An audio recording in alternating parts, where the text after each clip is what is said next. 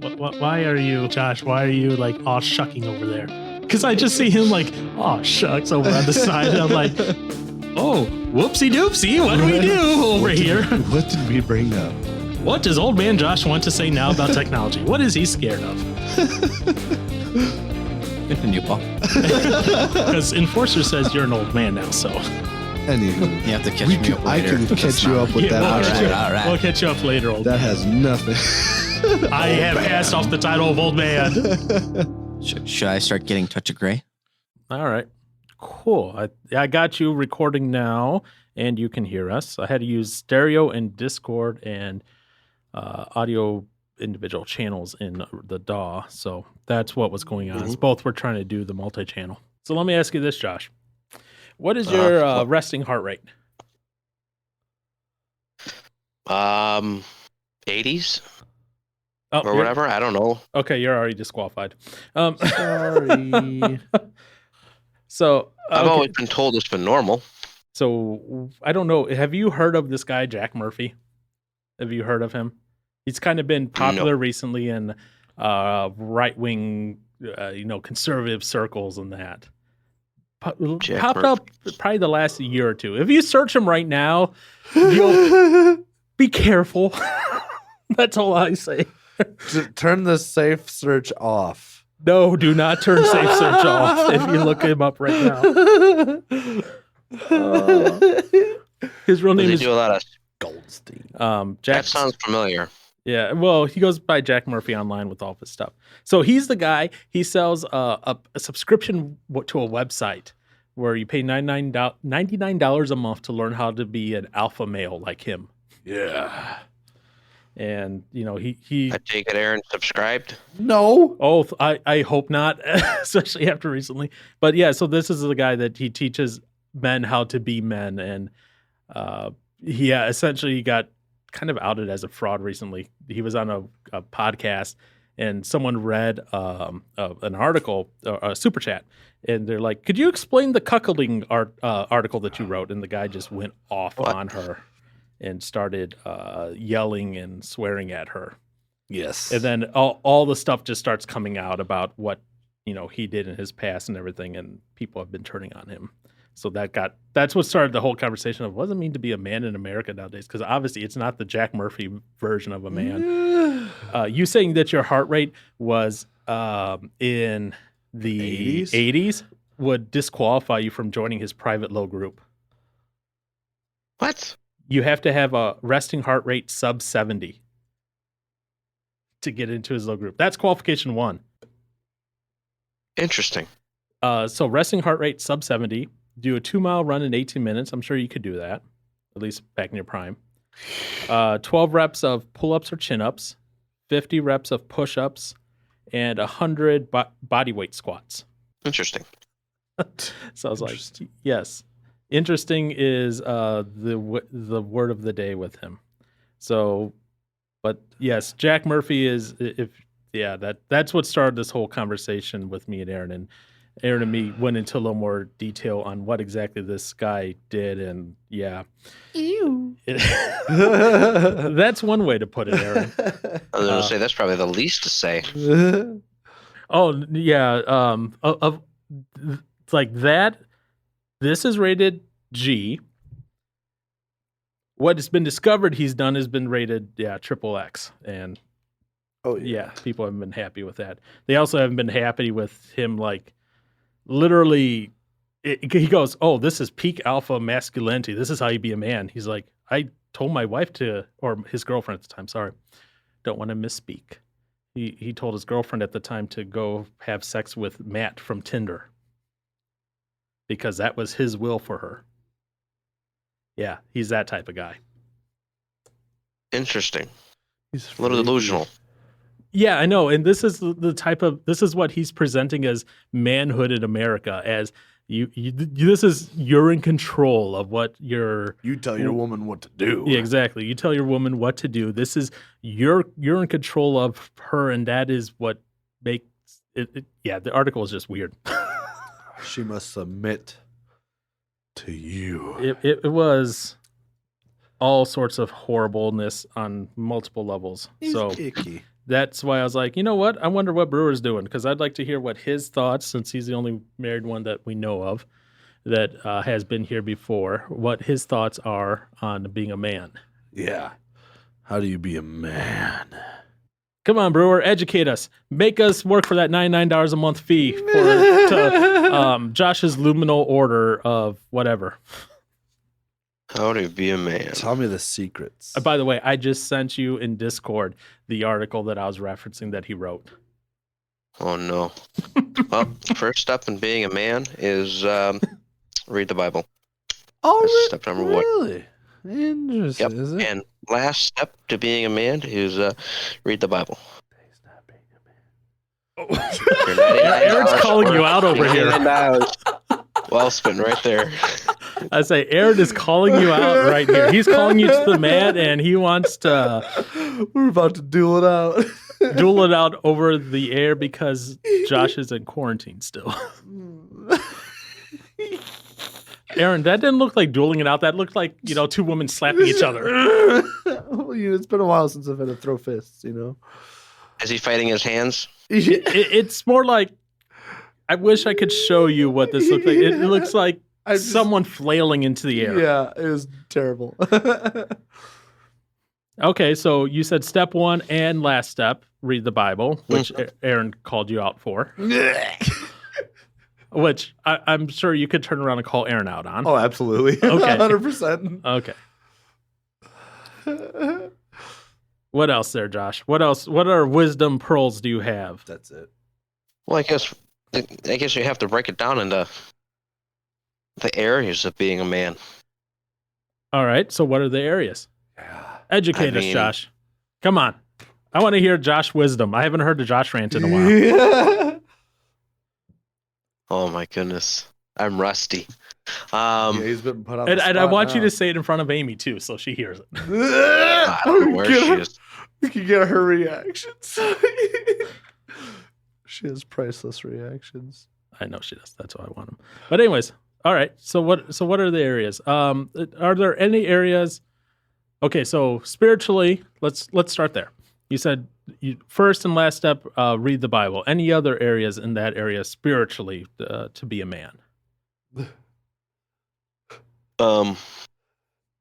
Lead the household. Lead the household. All right. Yep. All right. Good old Jack Murphy there. I'm just kidding. Just kidding. Sorry. In case you couldn't tell, I am not a fan of this guy. Oh no, same. Oh no, I don't blame you. And what the article I sent you is probably the most PG reason why I don't like him. Oh, yeah, it gets. this man's got a lot of dislikes then. It gets good. Yeah, there's some horrible quotes in there. Yeah. But anyways. So, all right, so being the head of the household. So what do you say for those guys then that are single? That how I'm not a man. No, Aaron, you're a boy. Yeah, I'm a real boy. Oh boy. Oh no.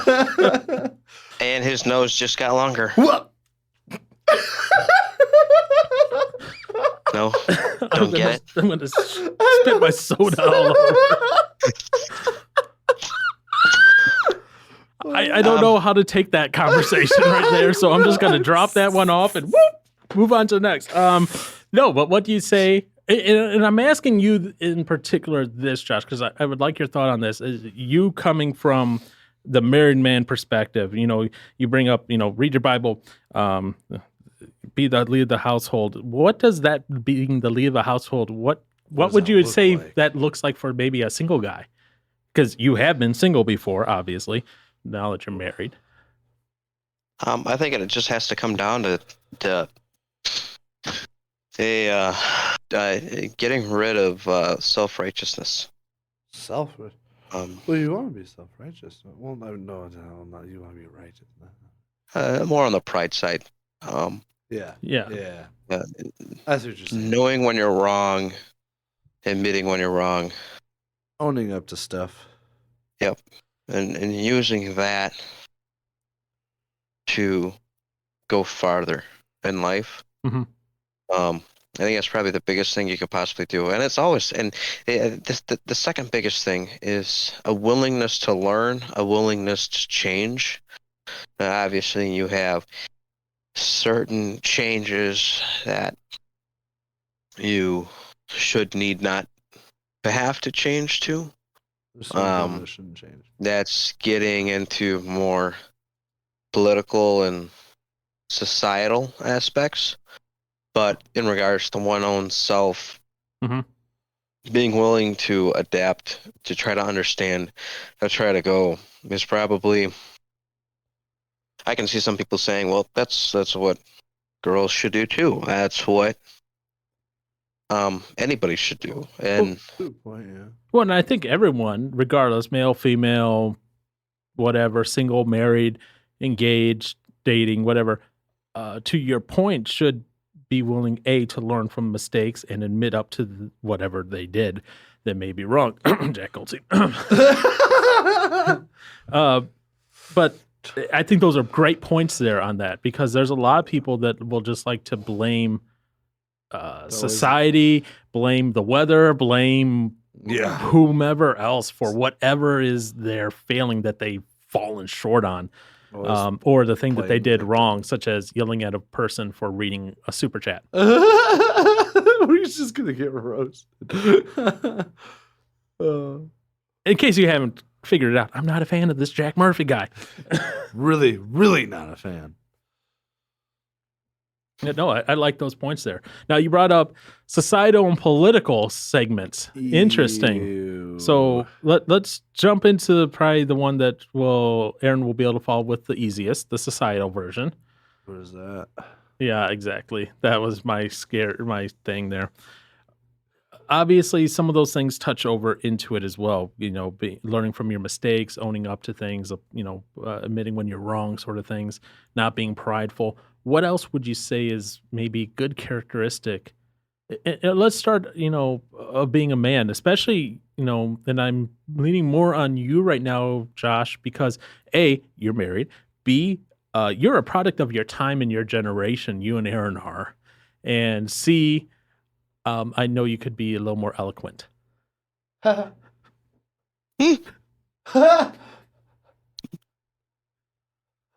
said a little. I didn't say greatly.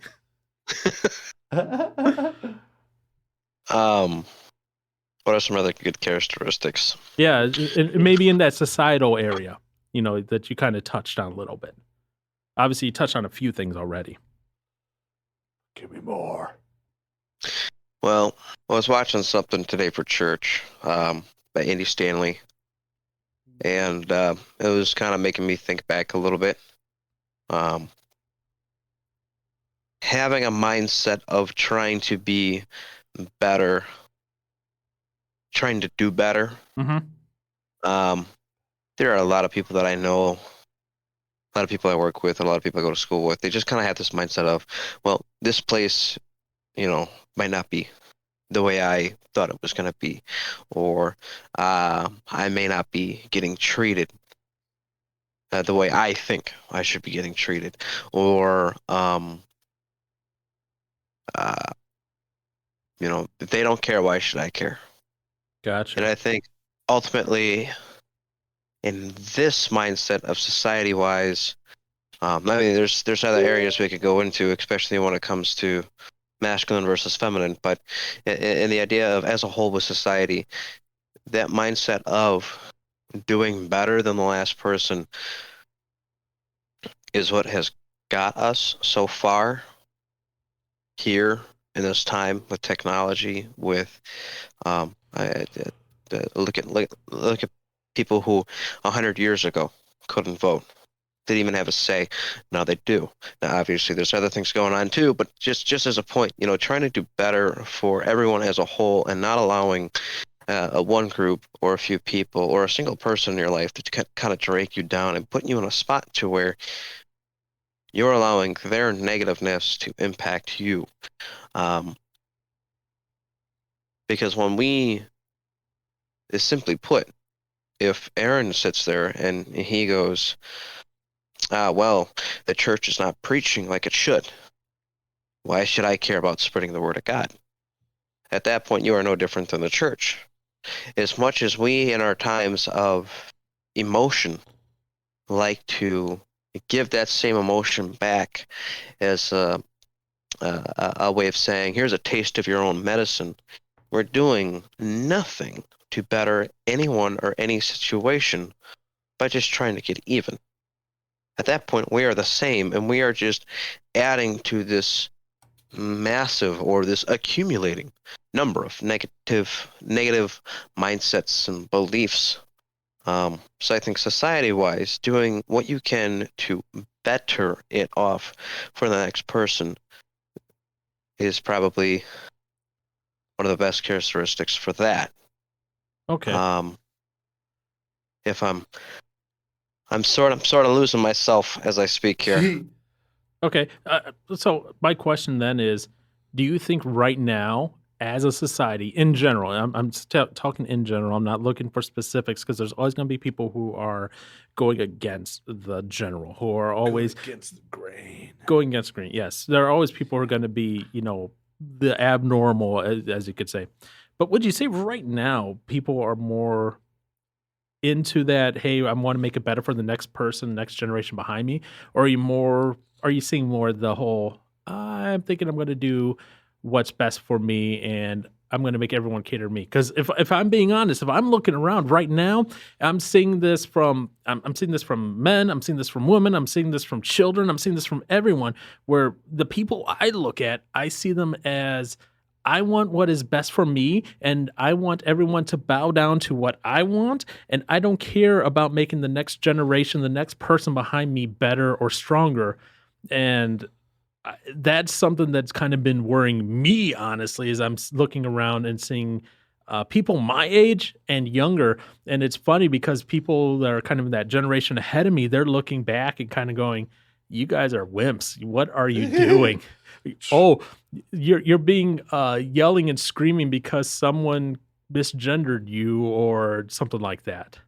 And a lot of people, especially in the older generation, see that as I guess you could say almost a weakness, and saying, why are you like this as a society? So what are your thoughts there? I'd have to 100% agree with you.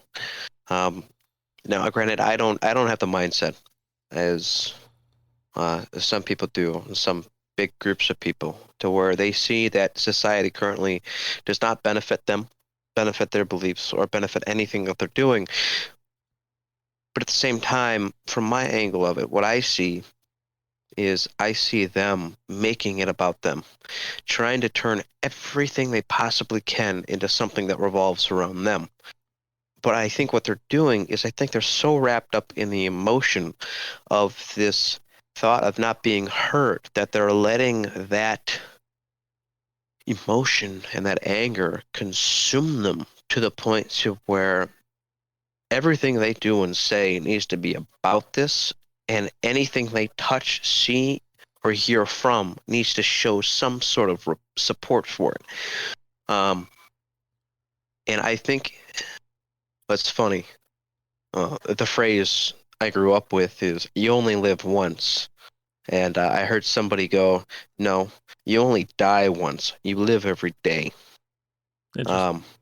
And as simple as put as that is, I think we have just kind of gotten to that mentality of, hey, I don't know if I'm going to be alive tomorrow. I need to live today the way I want to live. And I think, I don't want to say that our generation has become impatient, but what I think our generation is becoming is certain individuals in society are using their emotion, and any country, all throughout history, the people that change the country are the young people.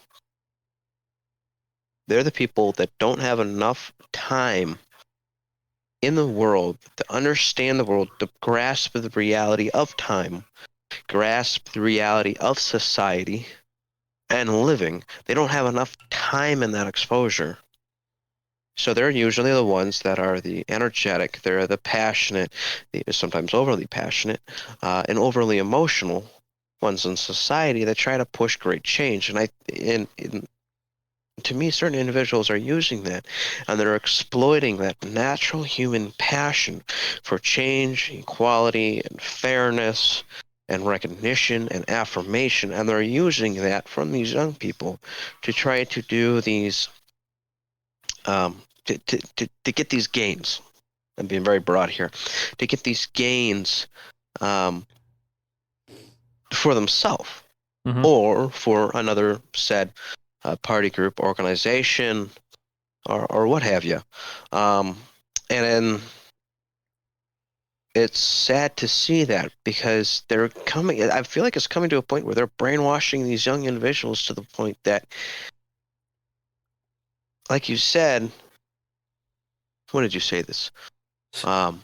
It's so weird not seeing you guys. I'm literally just talking to an empty room right now. Well, we're talking to you right now, and we don't see you either, so.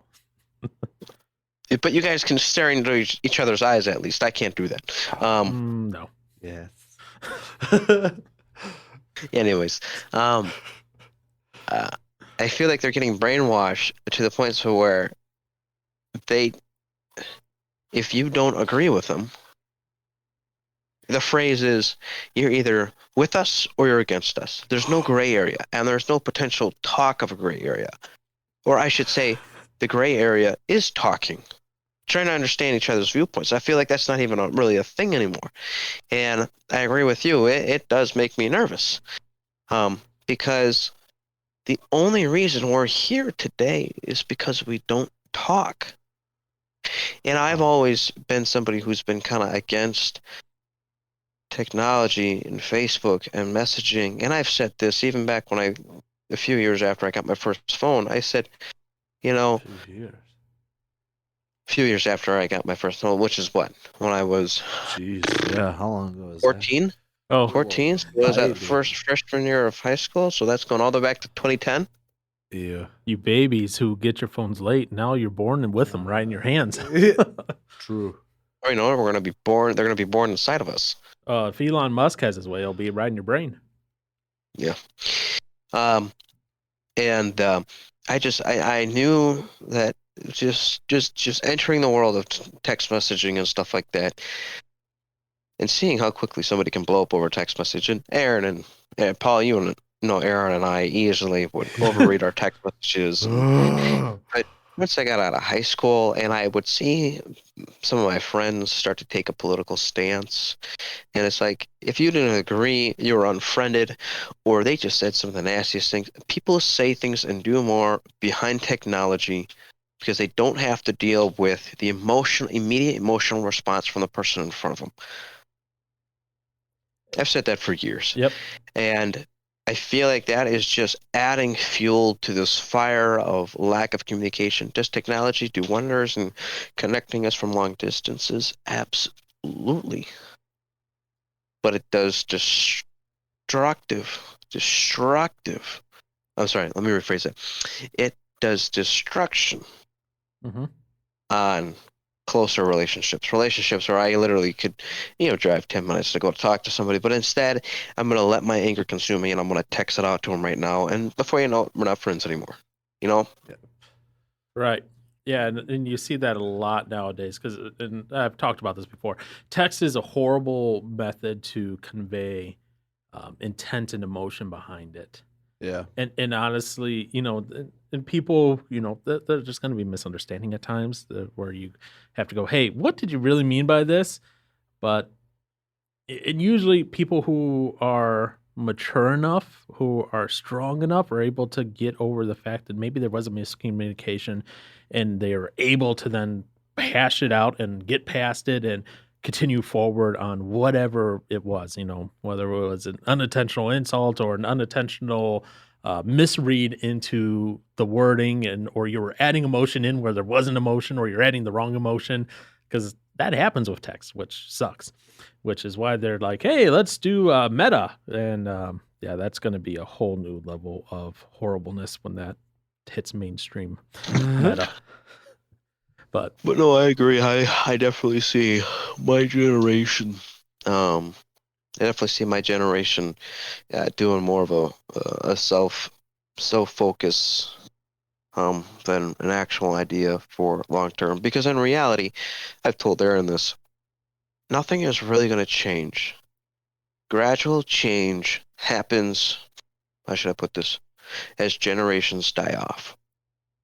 That's how it is. Yeah. You have people that are set in their ways, and once they reach that age and they die, the people that may have believed that, let's put it like this has happened, because we have seen a change in the United States. At one point, slaves became free men. At one point, blacks were given rights. The same thing with women. At one point, women were counted as actual people of society. At one point, women then became able to vote. So change doesn't happen overnight. Change happens over the course of time as old generations that were stubborn or grew up a certain way die off. Likewise, one of the things that can be challenging for an older person is they may have the experience for a job, but because they're older, they could have a certain way of doing things that a newer company doesn't like or doesn't want that person to do. And it's easier for them to hire somebody young who's inexperienced to show them exactly how they want to do something than it is to try to retrain an older person. Can't show an old dog new tricks. But I see my society trying to fast track it. Yeah. We need to change this. We need to change this. We need to change this. And it's just like, well, hang on. You do realize that other people have other voices. But then they come to the conclusion of, I don't care. They didn't listen to us before. Why should we listen now? And that's where I come to back to again to the conclusion of they're being manipulated because they don't have that concept. They don't have that concept of time. They don't have that concept of graduating with different stages of progress. You know, you can't snap a fingers and next thing you know, the whole world has the same view as you. It's impossible. But in the process of trying to get there, they're being energized with anger, and at this point, some of them are willing to go to do, hypothetically speaking, hopefully not literally, possibly literally, we don't know these days, willing to do war over basic thoughts, basic words, basic meanings and texts. How dare you ascribe a different definition to a word than I do, even though my definition is my only definition? Come on, Josh. And it's not even, exactly, and it's not even the definition in the dictionary or that has been governmentally accepted. Even they changed definitions now? Who knows? Yep. Yeah. But the definition has a different definition. Ooh, that's actually a good question. What is the definition of definition? Leave it to you. Leave it to Josh. Yeah. Have you ever heard, I don't know if you might have heard this phrase, Josh. And first I'm going to ask this question. Right now, as you kind of look out around your generation, let's say, okay? And I'll assess my generation in a second here. But as you look around your generation, that includes you, that includes Aaron, that includes, guys married, unmarried, and all that, around your age. Would you say that a majority are good, strong men or kind of weak men? I see Aaron's response, but I want to hear what your response is before I reveal what Aaron says. The more and more that I sit here, or I sometimes wonder if I should have become a lawyer. Definition of strong and weak. The definition of strong and weak. Well, in this case, weak like... Is it subjective? Well, in this case, think of weak like any little pressure, they... Causes them to cave in. Going on and on about, you didn't use the right pronoun for me. I'm they, them. Okay. Stuff like that. I feel like men in society are becoming both. But the, let's put it, not all men, but I feel like they're becoming both extremely weak and extremely strong. My When you put my Go ahead. wonder, I say my wonder then is how many of those that appear extremely strong, the quote unquote classical alpha, are really just putting on disguise You're trying to make them more alpha or less alpha? to make them look strong, quote unquote. They're faking it. Yeah, that's always my question. Whenever you always make a joke about guys who buy big trucks and all that. You're like compensation stations and all that stuff. Oh, And part of me when I see certain guys and how they act, they think they're strong in their terms, but are they doing this act so much that it's compensating for how maybe weak and fragile they actually think of themselves as? I think one of the biggest turning points in history. Points. Okay, I was wondering where that was going, but okay, points, not ports. Got it. I think one of the biggest turning points in history that started to shape what we're gonna call traditional. I don't know how to put it. The traditional masculinity. Okay. That we know of. If you go back in ancient times, a man say everything's the man's. I think the traditional. I think the point in when it shifted to where masculinity started to be shaped is when we started to go through the time frame of we were coming out of survival and we're transitioning into convenience. Okay. Because now at a point you don't have to. Back in the day, the men were the ones that hunted. The men were the ones that built things. The men were the ones that fought wars. They were the ones that did a lot of the dirty work. Now, I'm not discrediting women from doing dirty work, because anything that pertained to home living, tribe living, when the men were away, had to be done by the woman. And if it was dirty work, they had to do it. Or maybe they did it. I'm not a historian on any of that. But from the knowledge of what I can say, you had your traditional gender roles. Women are home, men were away. Men brought home money, women made the meals. I think that started to really shift when we started to have more and more of a convenience factor in life, where we had more and more choices of how to live life and what to do with life. But in a sense of strong versus weak, I think today we've gone through another shift. Within the last 10, 15 years, I think we've started to see another shift, because the idea of masculinity is being trumped. And it's being questioned, and in some groups' eyes, masculine men, certain feminist groups, believe that men, in a sense, should be the servants of society. We have ruled too long. The world is where it is. Yada yada yada. Yeah. Life sucks because of men. Pretty much. Interesting. And well, I mean, that's pretty much what it comes down to. No, I get it, and I'm agreeing. It's just the reason I asked this originally, when I asked, are you seeing the more strong or more weaker in your generation sort of thing? There's a quote. I'm sure I don't know. You might not be familiar with it. No. It goes, "Hard times create strong men." And we're just talking about back at the beginning sort of deal thing. Strong men create good times. Good times create weak men. Weak men create hard times, and then the cycle repeats.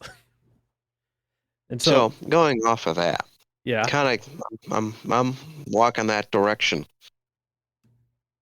Yeah. You have outside pressure that, in a sense, I would agree, hard times make good men. Because you have to force yourself to do stuff that are uncomfortable. You have to force yourself to get into areas that you may not normally get into. You have to stretch. You have to grow. You have to learn. You have to adapt. You have to expand your knowledge base, possibly. But when you have internal pressure, I think this is where you have that divide. The internal pressure I'm talking about is what is the definition of masculinity? And society is portraying, I don't know if you've seen the recent one, but society has portrayed not a Mr. Claus and Mrs. Claus, Oh, but a Mr. Claus and a Mr. Claus. Yeah, I saw that one. That came Yeah, out you of said that to us a while ago. somewhere. It's one of the Nordic regions. Yeah, I saw that. It wasn't that Norway? That's why I said Nordic, Norway, and all those areas. I forget exactly what country. Oh. But yeah, I saw that. Go on. And I said, go on. I'll have a question after you make a point here. And so you have all this internal pressure of what men can't do, what they shouldn't do, how they should feel, how they shouldn't feel, what is crossing a line, are men too violent, are men too soft? And I think what you're starting to have is you're starting to have this separation. And where I'm talking about, you have too strong and too weak. The too weak of men are the guys that in my opinion, they're not, let's put it like this, they're weak, trying to word this right. They're weak in the standards of traditionalism. Okay, traditional idea of masculinity. And then you have the attributes of strong-willed, steadfast, emotionless, a firm hand. Somebody who is willing to put up a fight. And what I see is, I don't see, like I said, emotionless. I don't see those being wrapped around the guys that we would classify as too weak. I see the guys that we see, they're very they're very emotional. They find things that trigger an emotional response. Really, they find a lot of things to do it really easy. They run. They coward. They don't necessarily try to stand and put up a fight. They they don't. I'm going to end there before I say something I shouldn't say. I'm trying to be broad. I'm trying to nitpick it. But then you got guys, and what I will reference, that are too strong. Okay. These are guys that I think go back to the traditional ideology in hopes to preserve their masculinity. These are the guys that I sit there and I think they actually try to become more dominant, more sexually dominant, especially with their households. I see them trying to be more emotionless, have less emotion. I see them trying to pick fights that don't need to be picked. I see these. I feel like this internal pressure is pushing men two directions. In a sense, like politics, you get pushed to one side or the other side. If you're not for one side, you can't be for the other side. And that is what I would classify as a result of internal pressure from society trying to nitpick and change what masculinity is. Now, I'm not saying that masculinity needs to be changed. There are some things, like, for example, how back in the day, men used to beat their wives. That was common. They would hit their wives for doing something wrong. I don't think that's allowed. That should be allowed. I don't agree with that. Yeah, but I don't know of anyone that would argue that that's the masculine thing to do. It was societally accepted that it was that back happened. in the day it was. So I'm saying that in regards to change. There are some changes that are good, but I think there are some changes that are too extreme. So I have a question here then. What is, because you keep referencing, this internal pressure from society. I would actually classify that as maybe an external pressure, not an internal pressure, because it's coming from outwards, coming from society. But regardless of how you classify that, I mean, one of the things that I think, and this is where I'm starting to go into, when I look at it, definition of what it means to be a man. You have to have that steadfastness to stick to what you intrinsically, internally know to be true. Even if society at a whole is telling you, no, that is not what you should be doing. And regardless of which way, we're going based on, your definition of trying too strong or trying to trend too weak. The fact is that we have to learn how to take what society says and say, no, don't care what you say. As one writer put it, we've become chocolate soldiers in that way, in that any little pressure that comes our way, we melt and we give into that and we do what they want, whether that be, like you were saying, being too emotional or too less emotional or whatever, and I have to agree with that statement. As a whole, as a society, we've gone from being able to say, no, you move, and instead say, how far would you like me to move, sir? And that's, unfortunately, I think, where we're at. We need to get that internal fortitude back. We've lost that over the years, my brain wants to say ages, but not ages, but we've lost that over the years. We've lost that internal fortitude, that ability to say, this is right. This is what I'm doing. You may not like it.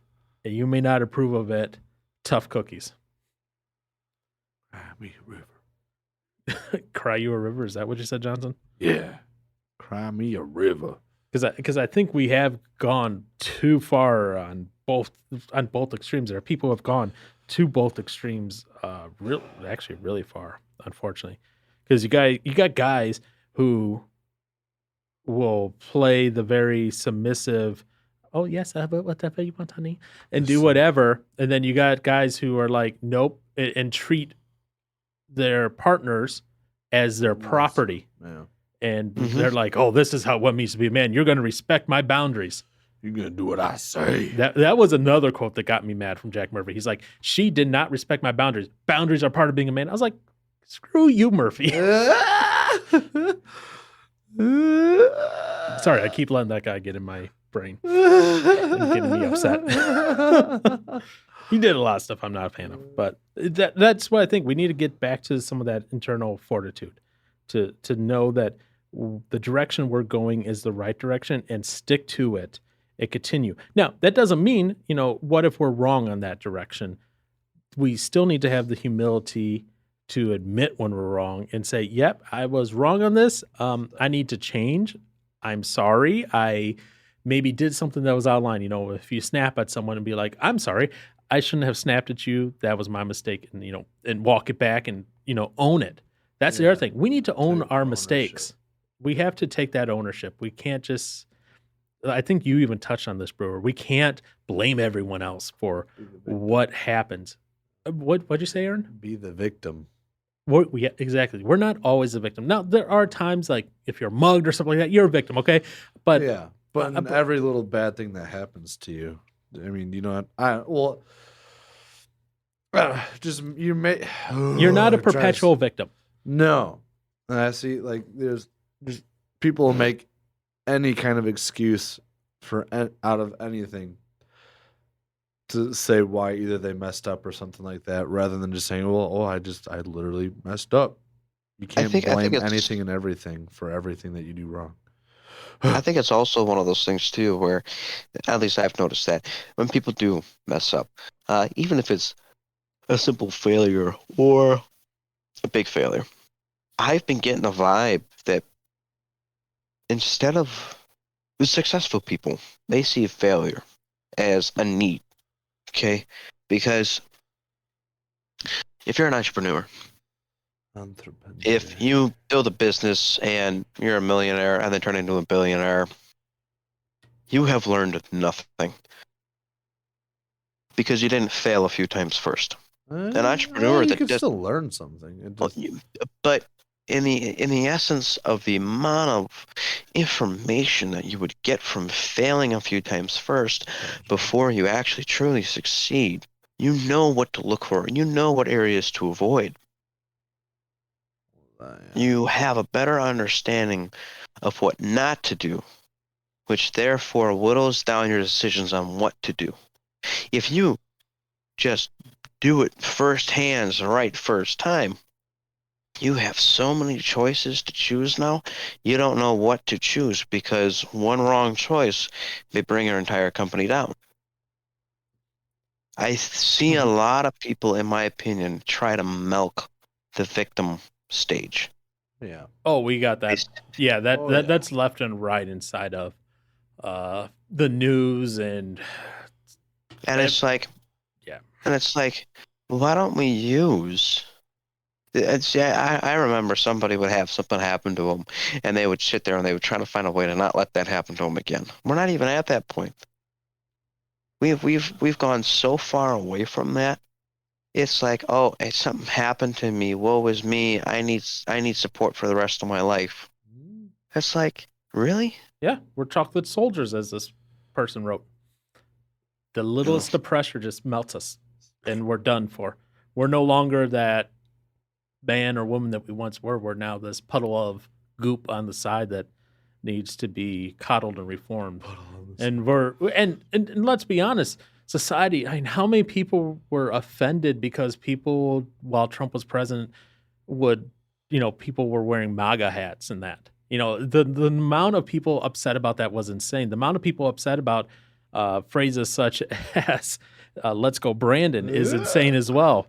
I get why they're like, oh, it's really saying F Joe Biden. I get that, but you don't have to be like, I need a safe space and crying and all that other stuff going on right now. It's ridiculous, the amount of crazy stuff. At least I am having, I guess you could say, some hope. There was a college recently where it was in Arizona actually, where some ladies kicked a student out of the student union because he had a Blue Lives Matter sticker, and they got triggered and offended, and they forced him out. And the school finally came back and ruled that they were in the wrong. Whoa! So I was like, okay, I have a little bit of hope. But anyways, Josh. I remember talking to somebody, and they were talking about how America's racist, and they were like, I can't believe we voted Trump once. I'd be afraid to see us vote for him twice. And I'm like, if America's truly racist, why did Barack get 2 terms? Explain that one to me. I said, or why did he even get like the chance kind of thing? Exactly. How did he even get there? How? Trust me when I say this, that there are a bunch of people, and I tried to follow the argument and I can't, so I'm not even going to try to explain it. But someone tried to explain to me the argument of how we're racist, but Barack got reelected. Oh gosh! And how that shows that we are racist. Oof. If he got reelected? Yeah, because Barack Obama got reelected, that proves we're racist. I couldn't follow the guy's argument, so I was just like, I'm done. That's why I'm not even going to try to reproduce it right here. But I have heard someone try to make that argument before. Some people just have too much time on their hands.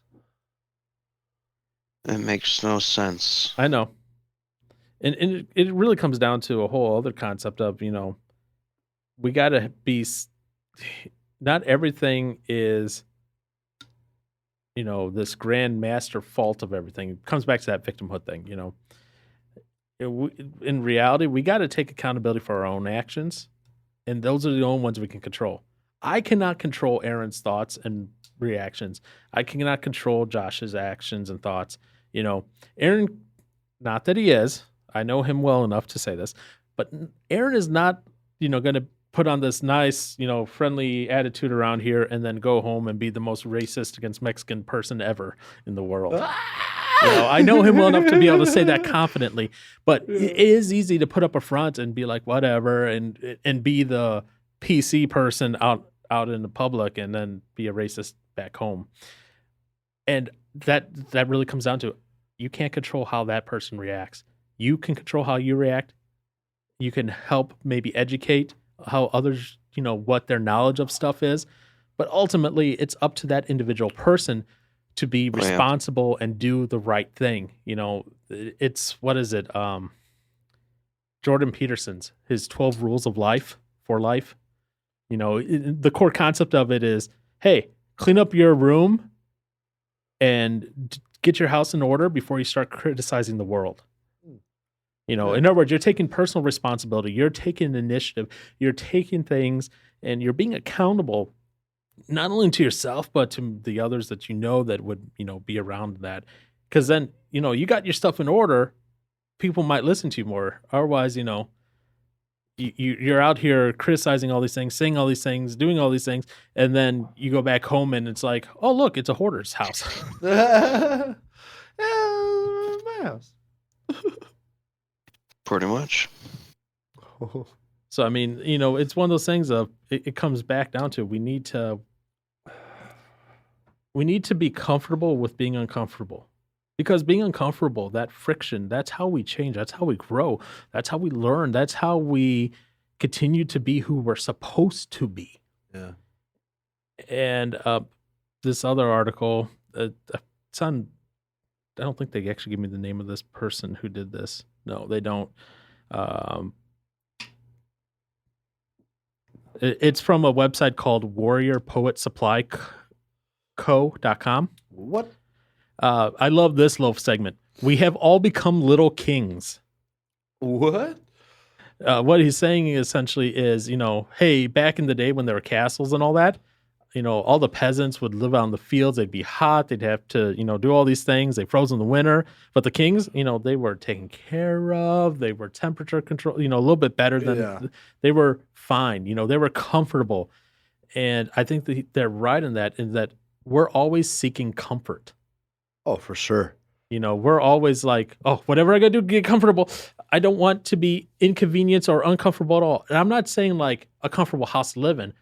I'm saying even in matters of conversations and matters of whatever. Interactions with people, yeah. And I think we've all become to the point where we don't want to be uncomfortable ever. And that is hard for some people. Oh, yeah. I mean, it's pretty much, if you get, I don't know, I guess it's like if you can avoid conflict, then stay away from it.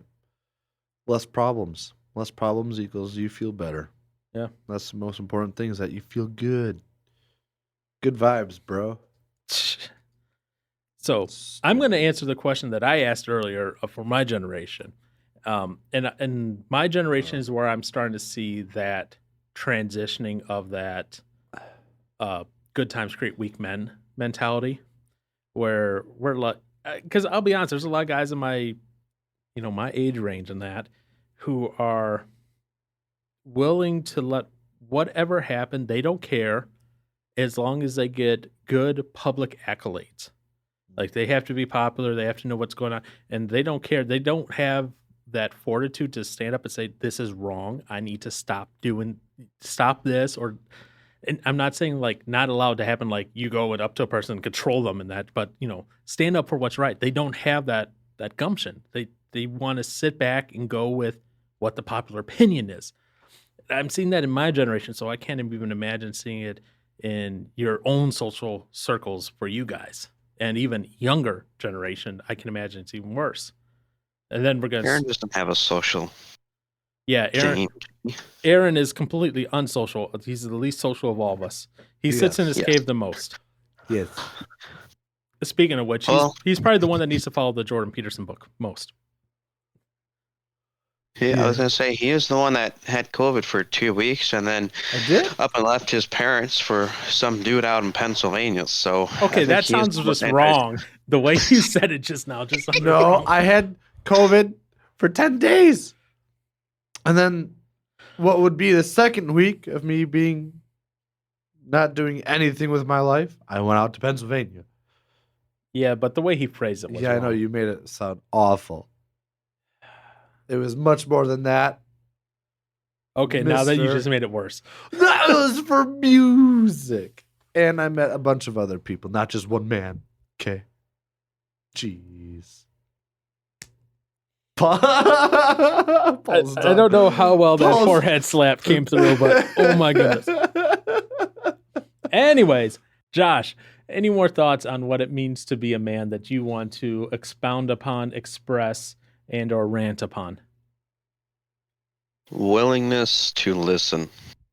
Ooh. There you go. That's a good one. I'll agree with that one. What? Aaron, do you not agree with that one? Oh, I agree with that. No, one. that's his agreement. Oh. That's his like meditating. Like he's in full agreement. Yeah, I'm listening to you. Yeah, I was a little dismayed reading the news this past week. Did you see what guys in Texas are doing? No. What are they doing? Because of you know the Texas abortion law, the heartbeat bill. Yeah. So because of that, to protest it, guys in Texas are going to get vasectomies. Oh my! I just sat there and read that. I was like, okay. Oh, I'm glad they fully understand what's going on here. So yes, they're getting vasectomies. Yeah. That's right. Then they should To protest anyways. the abortion ban in. So there's an article at the Washington Examiner from the 30th, December 30th. I'm going to read you the first two sentences. And I want your opinion, Josh. If you're a man who supports abortion, there's only one way to prove your commitment to the cause.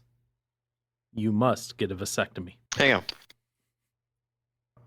Say it again. All right. This is from the Washington Examiner, December 30th, 2021. If you're a man who supports abortion, there's only one way to prove your commitment to the cause. You must get a vasectomy. So stupid. A reversible vasectomy, I would assume. Most are. But just to get one, though. If you support abortion, you should get a vasectomy. Yep. No. I feel like if you support abortions, you should have more abortions. Well, hey, if you support abortions and you get a vasectomy, you're stopping abortions from happening. Exactly. Again, this is the whole cloud social media. There's no internal fortitude. They're going to go along with what people around them say they should do. Yeah. That's why I keep going back to that. Is like, there has to be something, I'm not saying a man is a guy who's like big, hairy chested, muscles everywhere, beard, whatever. I'm saying a man is someone who is willing to stand to their beliefs and stand strong in the face of external pressure, regardless of where that pressure is. At the same time, they are also committed to their wife. They are not abusive to them, but they help guide and lead them. Obviously, if they're married. If they're not married, then they shouldn't be with anyone's wife. Right. But they are also willing to serve and be strong in their community as examples of, hey, this is what it means to have that gumption, to have that fortitude. That could mean you're a programmer. That can mean you're a car person. That can mean you're a musician, whatever. Doesn't matter on the profession. One profession isn't more manlier than the other. A boxer is not manlier than a hair cutter. Don't care. They can, go do hair all they want. Doesn't matter. It's, are they doing the best in their profession or not? Are they doing what they are called to do, and are they willing to stand up for it? That's how I define it. I don't care. I notice I didn't put any sort of, and Josh too, to Josh's credit, Josh didn't put any physical traits in there, and neither did I. Actually, I will put a physical trait in there. Okay. No, you did it. I know which one he's going to go for, probably, but go for it, Josh. You got to look like Aaron Johnson to be a real man. Okay, so you're calling me not a real man. I got it. Calling yourself not a real man, then, too. Yeah, for real, though. Hey, you just threw yourself. You're calling yourself less of a man than me at this point. No. Paul, do you have a beard? I have a goatee, not a beard. Close. Okay, all right. You're hanging in there just by a few hairs. Hair in my chinny chin chin. Wow. Well, jeez Louise. Now, by his definition, Goldman's more of a man than you, Aaron. And he's the least of a man out of man us. No. What are you talking about? Okay. You really got to look into that. All right. I'll explain that to you in a second here. Any other comments, Mr. Brewer? Because I want to put that part after the recording. That's fine.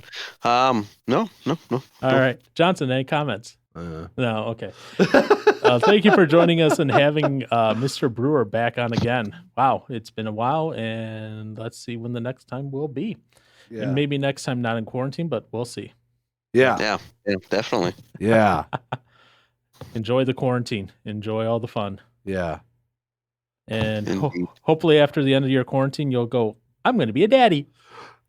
Whoa. Yeah, that's what I'm waiting for. Whoa. That's actually what I was thinking you were saying earlier today, Aaron, when you were like, oh, Josh won't be able to be on. And I was like, oh, did he just announce he's going to be a dad? He's got a kid on the way. Well, Amy's hope is it's what is the phrase? I don't know. Frick. 3 and done? No. 3 and 1 and done?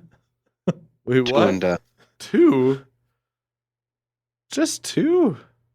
Just 2. Oh, okay. boring. Well, still. Just you might end up with a kid that's 27 and still living in your basement when you. His name will be Aaron. Yeah.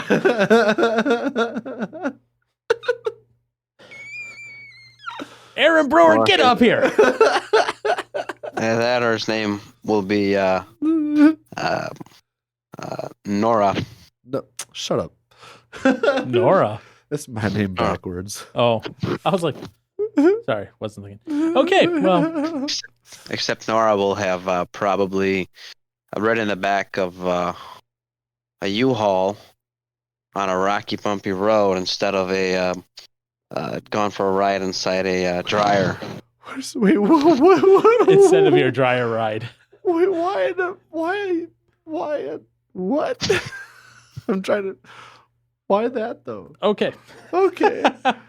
Enjoy the rest of your quarantine, bro. Yeah. We'll talk with you later. Yeah. Adios.